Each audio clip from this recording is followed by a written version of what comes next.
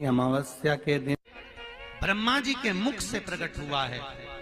सौभाग्यवती नारियां अखंड सौभाग्य के लिए बट सावित्री का व्रत आप लोग करते होंगे, कई लोग अखंड सौभाग्य के लिए करेंगे, क्योंकि इस बट के पेड़ के नीचे भगवान विष्णु शंकर जी से विनती करे थे वर के लिए, इसलिए अखंड सौभाग्य का देने वाला, जिसका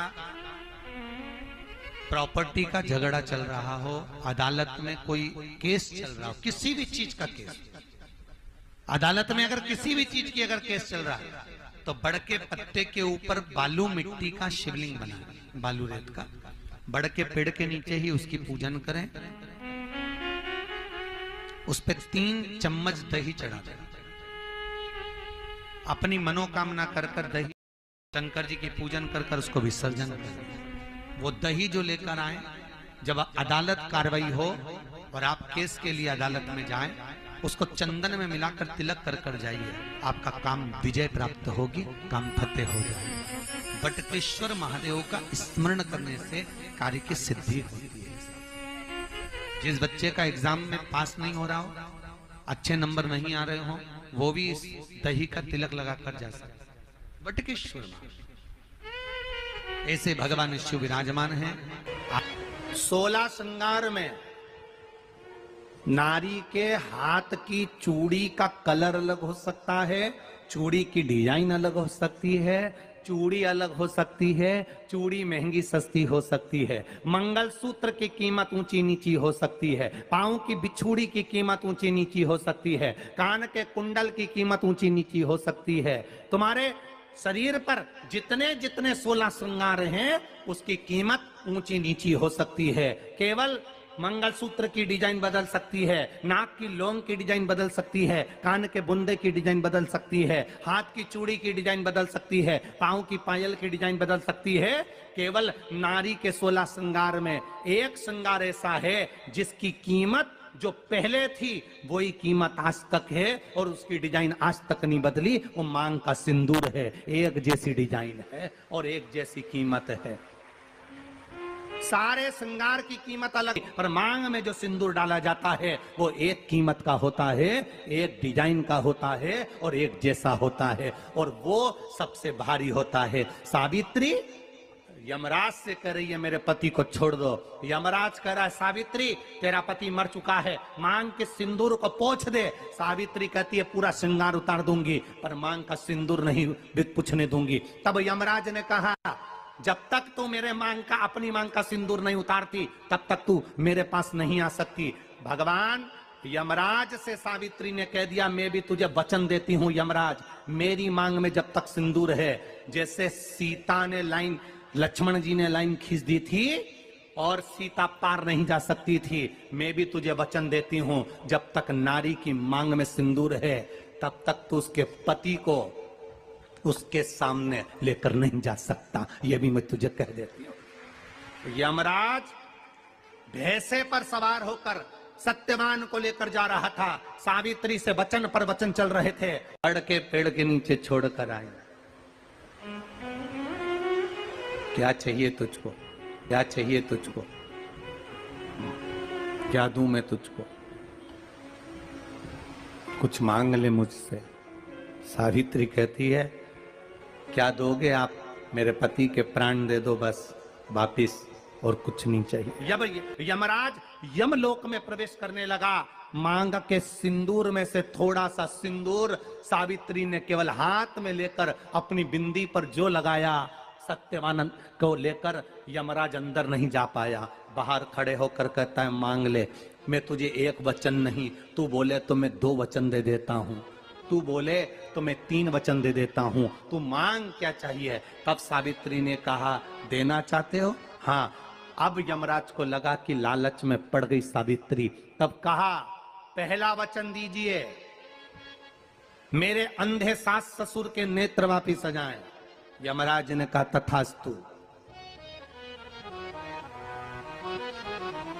दूसरा वचन दीजिए मेरे सास ससुर अपने पोता पोती का मुख देखें।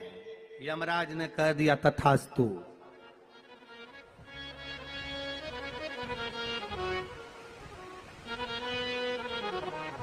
जाओ।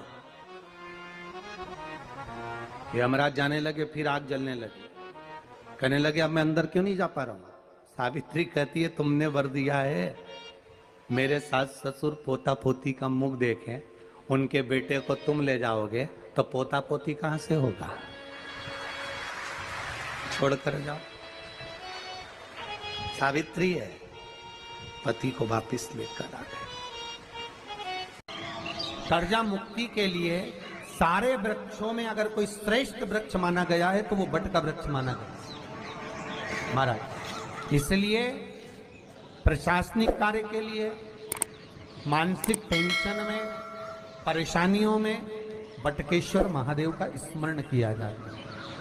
और यदि निवेदन करूंगा, बहुत ज्यादा यदि आपको कर्जा हो गया है, बहुत ज्यादा कर्जा हो गया और वो कर्जा चूक ही नहीं रहा, तो थोड़े दिन बड़ के पेड़ के नीचे आप बटकेश्वर महादेव के लिए 1 लोटा पानी, उसमें थोड़ा सा पिसा हुआ चावल पीस के गला लेना, चावल को और पीस लेना, पीस के उस पानी में मिला लेना और मिलाकर उसमें थोड़ी सी हल्दी पिसी हुई डालकर बटकेश्वर महादेव के नाम से बड़ के पेड़ के नीचे अपनी कामना कर कर जो कर्जा हुआ है उस कर्जे का भान देते हुए, स्मरण देते हुए छोड़ दीजिए।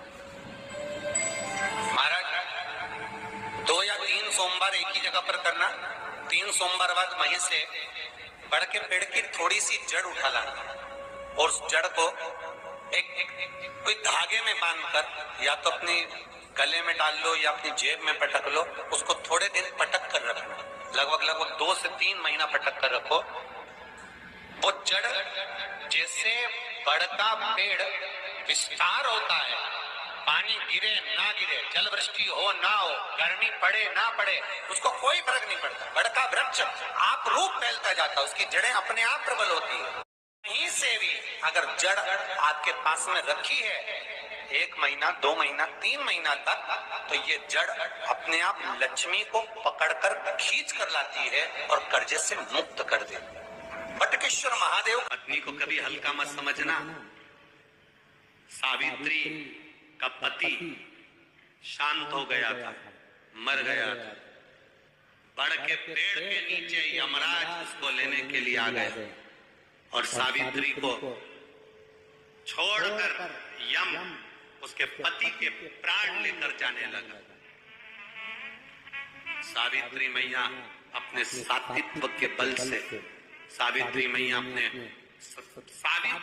अपने सात्वित्व पतिव्रता परमेश्वर के बल से यमराज के पीछे पीछे जाने लगी। यमराज आगे, सावित्री पीछे, यमराज आगे, सावित्री पीछे। यमराज ने पलट कर देखा तो पीछे सावित्री आ रही थी। सावित्री से पूछा तू मेरे पीछे क्यों आ रही है?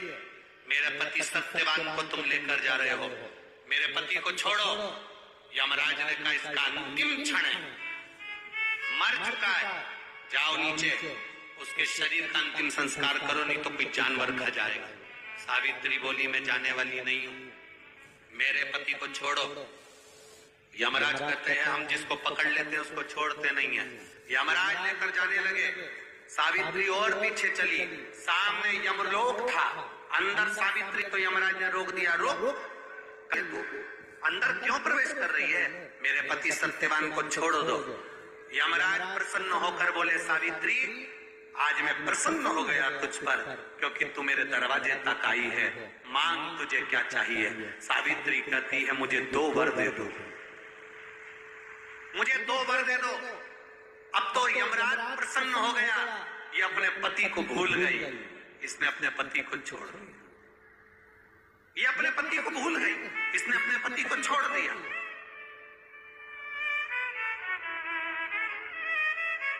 और इसने अपने पति को छोड़ दिया।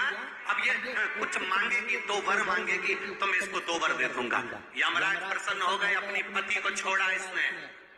यमराज ने कहा अपने पति को छोड़कर जो तू 2 मांगेगी मैं दे दूंगा, बस पति मत मांग। तो सावित्री ने कह दिया नहीं मांगूंगी पति। ठीक है मांगो।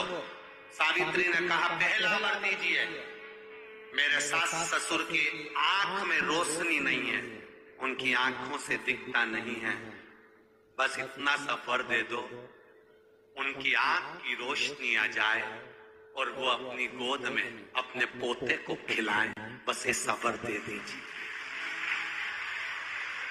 यमराज प्रसन्न हो गए, इसने पति नहीं मांगा, तथास्तु। अब यमराज ने कहा दूसरा वर मांगो। सावित्री बोली दूसरा वर दे दीजिए, मेरे सास ससुर आज तक कोई तीर्थ करने नहीं गए, मेरे सास ससुर का जो बेटा है वो उनको तीर्थ कराए, बस ये व्रत दे दो। यमराज ने कहा इसने अपने पति को नहीं मांगा, तथास्तु। अब यमराज ने कहा जा सावित्री के कहां जाऊं? आपने कहा था मेरे सास ससुर जब आंखों से रोशनी पाए अपने पोते को खिलाएं, पति तुम ले जाओगे तो पोता आएगा कहां से? पति तुम ले जाओगे, पोता कहां से आएगा? और यदि मेरे सास ससुर के बेटे उसको तीर्थ कराएं तो मेरा पति अगर तुम ले जाओगे तो उनका बेटा ही तो है, तीर्थ कराएगा कौन? यमराज प्रसन्न हो गया, उसने उस सत्यवान को वापिस लौटा दिया। वो सत्यवान सावित्री। तो जितने भी यहाँ पर मेरे जीजा होन बैठे हैं और जितने आस्था चैनल पर कथा सुन रहे हैं, जितने मोबाइल पर कथा सुन रहे हैं, तुम अपनी पत्नी को कभी हल्के में मत लेना, बिल्कुल हल्के में मत लेना। तुमसे ज्यादा बल व्रत का, उपास का, भजन का ज्यादा बल, तुमसे ज्यादा बल इनके पास रहता है। तुम सोचो कि बोल रहे हो कि मैं मंदिर में हूं, उसको बिना घंटी के घंटी बजती है दिमाग, वो तुरंत पहचान जाता है, तुरंत। अपने पति को धर्म पत्नी अच्छे से जानती है कि ये झूठ बोल रहा है, ये गलत बोल रहा है, तो भी वो उसको स्वीकार करती है। उसी तरह परमात्मा